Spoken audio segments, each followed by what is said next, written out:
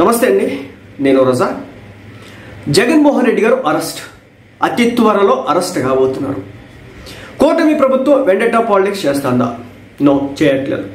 అలా చేసే లెక్కైతే వచ్చిన 3 నెలలకే జగన్మోహన్ రెడ్డి గారిని ఈ పాటికి జైల్లో ఉంచాలి. కానీ అలాంటి పని చేయట్లేదు. జగన్మోహన్ రెడ్డి గారి మీద సంబంధించి కూటమి ప్రభుత్వం కావాలని చెప్పేసి కక్షపూరితంగా ఎక్కడ కూడా నడుచుకోవట్లేదు. ఆయన చుట్టూ ఉన్నటువంటి వ్యక్తులు చేస్తున్నటువంటి వ్యవహారాలతోనే ఈ రోజున జగన్మోహన్ రెడ్డి గారు అరెస్ట్ అవుతారు అనే సంకేతాలు అయితే వస్తున్నాయి తప్ప బేసిక్ ఇంకోటి అయితే కాదు. ఎందుకు అరెస్ట్ చేయబడతారు అంటే లిక్కర్ స్కామ్కి సంబంధించి జగన్మోహన్ రెడ్డి గారి హయాంలో లిక్కర్ అనేది ప్రభుత్వమే అమ్మింది. ఈ లిక్కర్ తయారు చేసింది ఎవరు? దానికి సంబంధించినటువంటి వ్యక్తులు ఎవరు?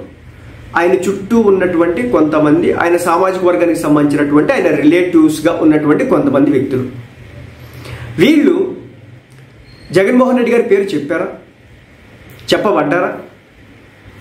కంప్లీట్గా చిన్న కేసులు కాకుండా పూర్తి సమాచారంతోనే జగన్మోహన్ రెడ్డి గారిని లాక్ చేయబోతున్నారా? లాక్ జరగబోతుందంటే ఎస్, అవుననే విధంగా ఉంది. ఎందుకంటే మీ అందరికి కూడా తెలుసు, తెలంగాణ రాష్ట్రానికి సంబంధించి అధికారంలో ఉన్నప్పుడే కేసీఆర్ గారి కూతురు కల్వకుంట్ల కవిత గారు ఈ లిక్కర్ స్కామ్లో అరెస్ట్ అయ్యి జైల్లో ఉన్నారు. అదేవిధంగా ఏకంగా ఢిల్లీ సీఎం అరవింద్ కేజ్రీవాల్ గారు కూడా ఈ లిక్కర్ స్కామ్ కేసులో అరెస్ట్ అయ్యి కొన్ని నెలల పాటు జైలు జీవితం గడిపినారు.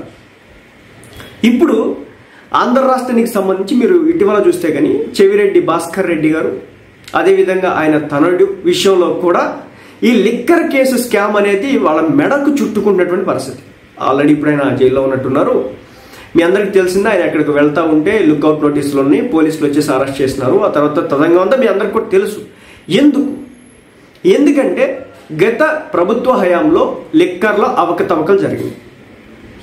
ఈ అవకతవకలు బయటకు వస్తే కనుక అక్కడ కింగ్ పిన్ ఎవరు ఉంటారు? టాప్ పర్సన్ ఎవరు ఉంటారు? జగన్మోహన్ రెడ్డి గారు ఉంటారు. ఎందుకంటే ఒక రాష్ట్ర ముఖ్యమంత్రి ఆయన. ఒక రాష్ట్రంలో జరుగుతున్నటువంటి లిక్కర్కి సంబంధించి ఏ నిర్ణయం తీసుకోవాలన్నా రాష్ట్ర ముఖ్యమంత్రి స్థాయిలో జరుగుతాయి కదా, చిన్న చితక వ్యక్తులు తీసుకోలేరు కదా. ఏదో డ్రైనేజీకి కాంట్రాక్ట్ చేసుకున్నట్టు, రోడ్డు కాంట్రాక్ట్ చేసుకున్నట్టు, లేదంటే ఏదైనా ఎలక్ట్రికల్ డిపార్ట్మెంట్కి సంబంధించి ఏదైనా పోల్స్ వేపిస్తే అక్కడ వచ్చినట్టు, ఇలా అవి కాదు. ఇది చాలా పెద్దదన్నమాట. ఇది చిన్న వ్యక్తులు పార్టిసిపేట్ చేసేది కాదు. అసలు నిన్న మొన్న అయితే కనుక అదేదో కుబేరా సినిమాకి సంబంధించి ఏకంగా ఆంధ్ర నుంచి ఇన్స్పైర్ అయి తీసినారని చెప్పేసి రకరకాల ప్రొజెక్షన్స్. నేను దాంట్లో పోదాల్చుకోలే, ఎందుకంటే నిజాలు లేకపోతే మాట్లాడడం కరెక్ట్ కాదు. కానీ ఏంటంటే అన్ని వేళ్ళు ఇప్పుడు జగన్మోహన్ రెడ్డి వారి వైపే చూపిస్తాను. జగన్మోహన్ రెడ్డి గారి మీద 30కి పైగా కేసులు ఉన్నాయి, ఈడీ కేసులు ఉన్నాయి, తర్వాత ఆయన పేరు మనీ లాండరింగ్ కేసులు ఉన్నాయి, తర్వాత అది ఉంది, ఇది ఉంది, అవన్నీ పాతయి. కానీ ఇది ఫ్రెష్ అన్నమాట. ఒకవేళ ప్రజల్లో పూర్తి స్థాయిలో జగన్మోహన్ రెడ్డి గారికి సంబంధించి ఒక క్లారిటీ అయితే స్పష్టంగా అయితే ఈ రోజున వెళ్తాంది. జగన్మోహన్ రెడ్డి గారి హయాంలో ఏం చేస్తున్నారు, ఏం చేయబడ్డారు, వాటి పర్యవసానాలు ఏం జరిగినాయి అనేది ఈరోజు క్లియర్గా ప్రజల్లోకి వెళ్తుంది.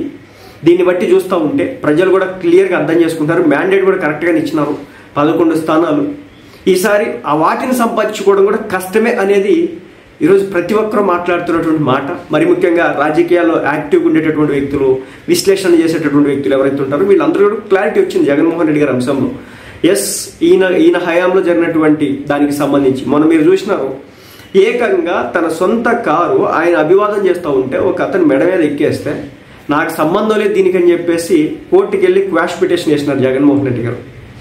మరి మీరు చూస్తున్నారు, లిక్కర్ స్కామ్ అనేది ఆంధ్ర రాష్ట్రంలో ఇప్పుడు తెలంగాణలో కేసీఆర్ కూతురు ఏ విధంగా అయితే భూమి అయిందో, అదేవిధంగా అరవింద్ కేజ్రీవాల్ ఏ విధంగా అయినాడో జగన్మోహన్ రెడ్డి గారు కూడా అదే విధంగా అవడానికి అవకాశాలు ఉన్నాయి అనేది అయితే నడుస్తుంది. చూడాలి, కాలమే సమాధానం చెప్పాలి. మొత్తానికైతే గట్టిగా చూస్తూ ఉంటే ఇప్పుడు పిల్ల కేసులు పెట్టి జగన్మోహన్ రెడ్డి గారిని అరెస్ట్ చేసి బయటికి రిలీజ్ చేయడం ఇది కాన్సెప్ట్లా లేదు ఇక్కడ.